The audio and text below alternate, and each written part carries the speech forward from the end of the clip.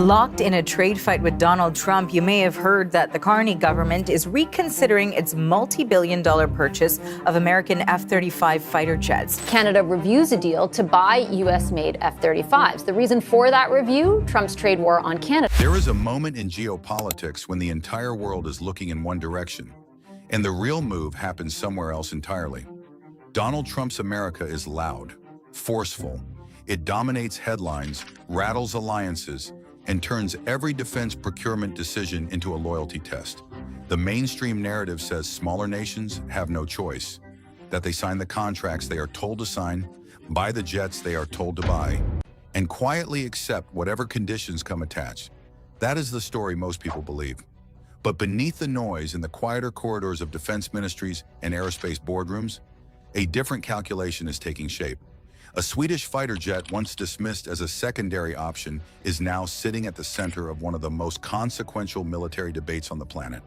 And Mark Carney's Canada, steady, methodical, sovereign, is beginning to look less like a passive buyer and more like a strategic partner in something far larger than a procurement contract. This is not a story about fighter jets. This is a story about who controls the future of Western air power and whether Donald Trump sees it coming. Dear viewers, let us begin with what is actually happening. Sweden has officially received its first Saab JS-39 Gripen E aircraft, a genuine milestone. But the milestone is almost secondary now, because what surrounds that moment carries far greater strategic weight than any delivery ceremony ever could. Ukraine, still locked in a grinding war with Russia, with no clear end in sight, signed a letter of intent with the Swedish government on October 22nd. Regarding potential cooperation on the Gripen program. President Volodymyr Zelensky traveled personally to meet Swedish Prime Minister Ulf Kristersson, and Zelensky made the purpose of that meeting unmistakably clear. Strengthening Ukraine's defense capabilities was one of the central topics of discussion. The Gripen was named specifically as one of the most effective solutions available for that goal. Read that again. Not a fallback option, not a compromise, a serious, deliberate strategic choice by a country that has been at war long enough to know exactly what it needs from a fighter jet. Early reports indicate Ukraine has expressed interest in acquiring between 100 and 150 Gripen E fighters. Both governments are actively discussing financial arrangements to make that deal a reality. Swedish officials have stated that such an agreement would strengthen not only Ukraine's military capabilities, but the broader defense posture of Sweden and Europe at a moment when regional security tensions continue to rise. If approved, this becomes one of the largest fighter jet export contracts in Swedish history. Translation: an entire program changes shape overnight. Saab currently holds confirmed orders for only 60 Gripen E fighters for the Swedish Air Force and 36 aircraft for Brazil, along with the two-seat Gripen F trainer variant. A Ukrainian order of 100 to 150 aircraft does not expand that baseline. It shatters it. Saab's own leadership has stated openly that such an order could nearly double the company's production demand within a relatively short period of time, and that industrial reality is precisely where Mark Carney enters the picture. Reports from the Financial Times and Reuters confirm that Saab is actively exploring options to expand its manufacturing and assembly operations. And one of the most serious locations under consideration is Canada. Mark Carney does not react. He calculates. Representatives from Saab Canada have already stated publicly that Canada possesses one of the world's strongest and most reliable aerospace industries. The company says it is continuing to expand partnerships with Canadian aerospace firms to support both domestic requirements and future export programs. While Donald Trump's America spends its energy pressuring allies and protecting the monopoly of American defense contractors, Canada is quietly positioning itself as an indispensable manufacturing partner in the next generation of Western air power. Now place that alongside the other reality unfolding simultaneously inside Canada's own defense establishment. Canada is still navigating one of the most politically charged military procurement debates in its recent history, the replacement of its aging McDonnell Douglas CF-18 Hornet fleet. The Lockheed Martin F-35 Lightning II has been the dominant candidate for years. Canada has invested heavily in that program. Institutional momentum behind it is real, but the environment has shifted. Under Donald Trump, the relationship between America and Canada has grown increasingly complicated.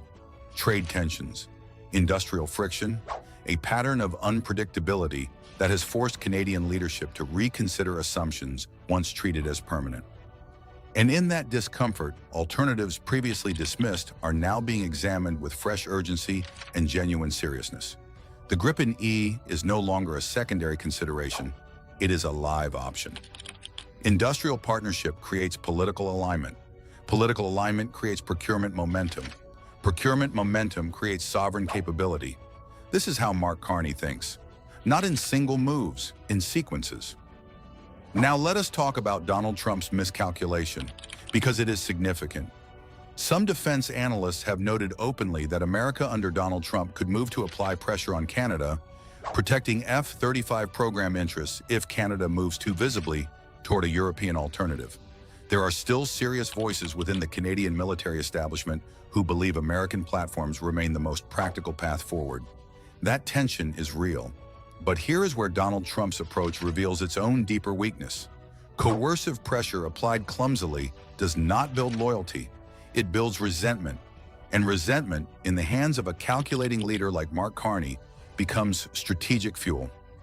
Every time Donald Trump's America uses trade friction as a weapon against Canada, it strengthens the internal argument for reducing Canadian dependence on American industrial supply chains. Every moment of unpredictability makes sovereign manufacturing capacity look more valuable. Every ultimatum accelerates the search for alternatives.